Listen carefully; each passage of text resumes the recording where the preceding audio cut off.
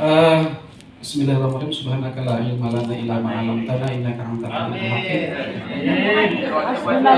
Langsung tutup aja saja. Ya. Asal jangan Allah mubarik karena fi marozaqna. Bentar lagi. Kelompok 6 mendapatkan tugas menganalisis indikator prinsip pendidikan yang humanis pada indikator sekolah harus memiliki iklim yang demokratis dan kooperatif. Jadi kata kuncinya adalah demokratis dan kooperatif. Setelah kami membuat inventarisir masalah atau apa yang terjadi di madrasah-madrasah, ada beberapa yang dapat kami catat. Penerapan sekolah memiliki iklim yang demokratis dan kooperatif pada sebagiannya sudah terlaksana dan sebagiannya belum terlaksana, dan hal itu belum tentu negatif. Yang tidak terlaksana belum tentu negatif, karena hasil pengamatan kami ternyata demokratis itu tidak selamanya bisa diterapkan. Misalkan nanti akan kita paparkan. Pertama adalah wujud dari penerapan demokratis dan kooperatif adalah adanya para pembantu kepala madrasah. Jadi kepala madrasah sudah tidak lagi menjadi satu-satunya pengambil keputusan, di mana ada waka kurikulum, waka humas, waka sarpas, waka kesiswaan.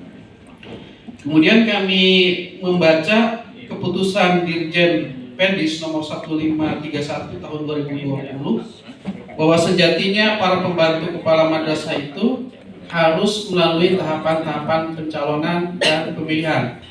Nah, ada dua jenis yang kami lihat pemilihan para PKM ini.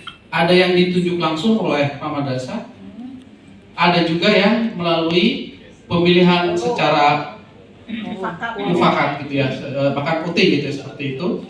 Dan ternyata ada positif dan negatifnya dua metode itu. Misalkan metode dengan cara menunjuk langsung ada positifnya, karena orang-orang yang ditunjuk itu adalah orang-orang yang bisa bekerja sama dengan baik dengan kepala madrasah biasanya gitu ya.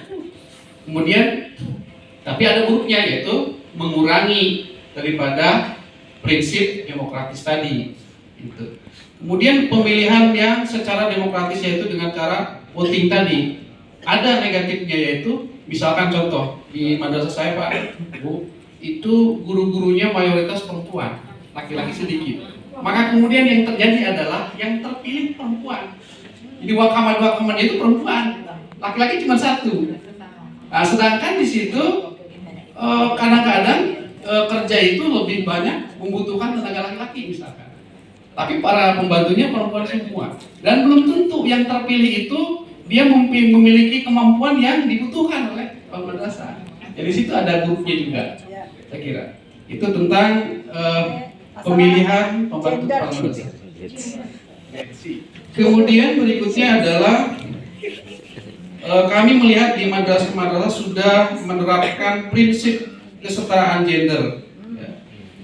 Misalkan dalam pemilihan wali kelas, kemudian pembina ekskul, kemudian juga dalam hal komposisi warga kelas juga sudah, tempat duduk dan sebagainya, banyak yang sudah menerapkan prinsip kesetaraan gender. Kemudian juga kami melihat penerapan prinsip demokratis dan kooperatif itu dalam praktik pemilihan ketua OSIS dan ketua kelas. Alhamdulillah semua mungkin ya, hampir semua madrasah menerapkan itu.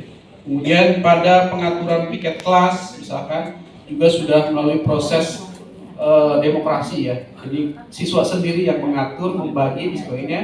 Wali kelas hanya menuangkan biasanya ke dalam administrasi itu. Kemudian pada penataan ruang kelas, laboratorium, perpustakaan, ruang guru dan lain sebagainya. Kemudian pada pembagian tugas, biasanya pada rapat awal tahun, biasanya diadakan rapat awal tahun untuk membagi tugas. Itu juga adalah prinsip penerapan demokratis dan kooperatif. Kemudian cuman di sini ada, kami melihat ada fenomena sekolah yang menerapkan kelas unggulan seperti di sekolah saya masih ada kelas unggulan. Walaupun kami sebenarnya inginnya semua kelas adalah unggulan gitu. Tapi tetap aja karena ini keinginan masyarakat gitu.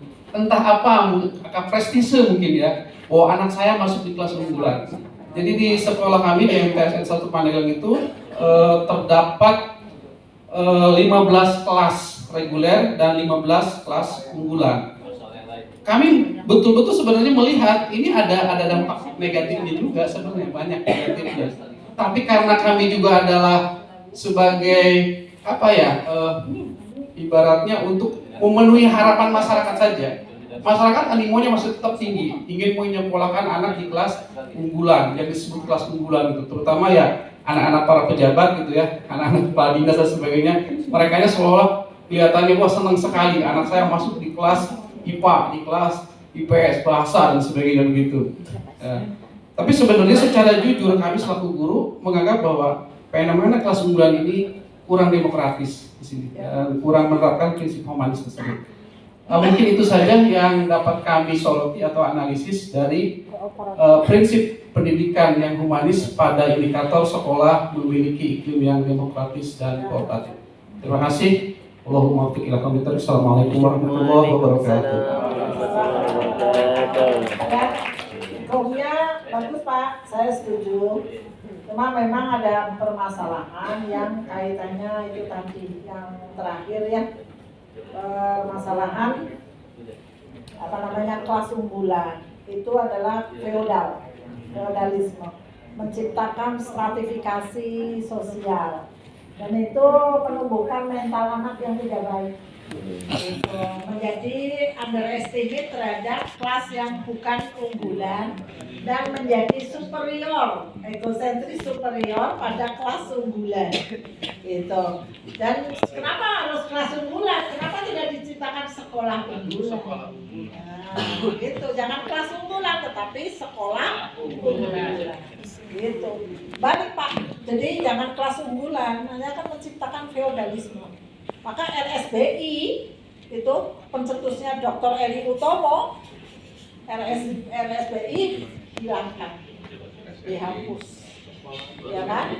Standar internasional itu dimana di situ adalah kelasnya kelas unggulan, itu superior sekali anaknya, egosentrisnya sangat tinggi.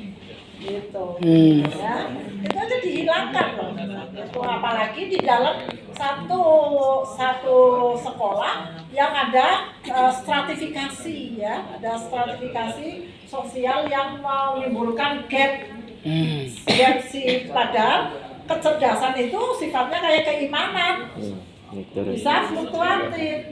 Pada waktu RA, TK itu dites IQ-nya, meskipun tesnya masih menggunakan tes Binet, itu kecerdasannya misalkan 118 itu udah kategori cerdas, normal kan 90 sampai 110 gitu. Tapi begitu distimulasi dengan pendidikan keluarga bagus, makanan bagus, pergaulannya juga dengan anak-anak yang pinter-pinter, maka dia pun akan menjadi terlatih, terasah, jadi cerdas. Maka di tes IQ berikutnya itu bisa naik.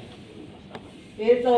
Tapi anak cerdas pada waktu yang misalkan tadi 118, tapi di keluarganya tidak baik, ya kan? Pergaulan anak-anaknya itu, maka dia pun kecerdasannya bisa menurun.